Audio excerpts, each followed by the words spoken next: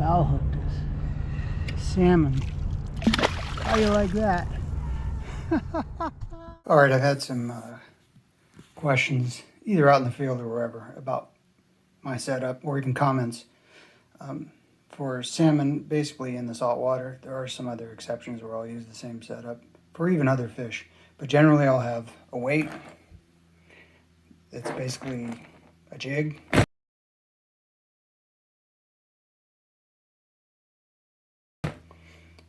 With some quality swivels.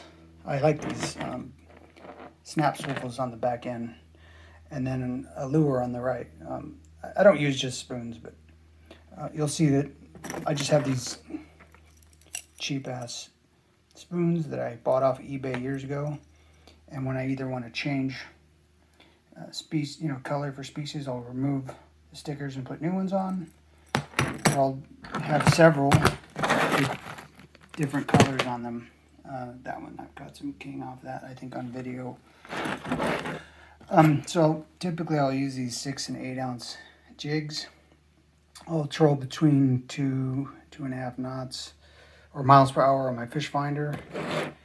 And, back here I'll use a flatfish, a spoon, whatever I like, Brad's cut plug. I'll run some herring or something else, anchovies. But you can see I painted myself, and I just put these stickers. You can get these things on Amazon or eBay, these stickers.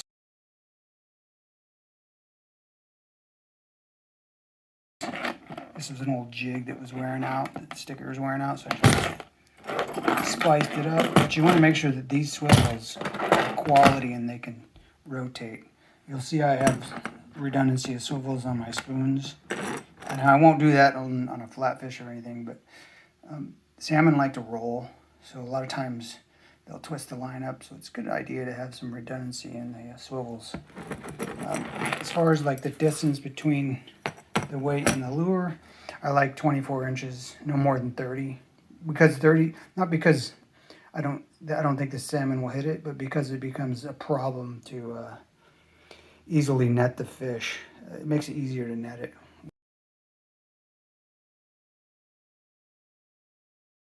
When it's 20 to 30 inches of leader between the weight and your lure. And I'm using 9.5 foot rods. Sometimes I'll use a 7 or 7.5 spinning rod, but typically if I'm trolling the heavyweights, that's what I'm using. So, if you're interested in something simple, this is what you can do. And people ask me, where's your flasher? I don't need a freaking flasher. I can flash them with this.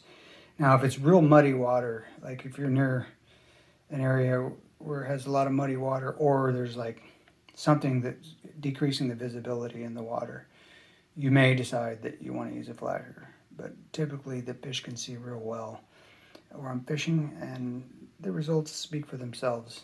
So I just figured I'd put this public service announcement out there so that people can think about their gear a little bit more instead of being cookie cutter. You can see Todd Schweitzer's channel. He also uses the same thing.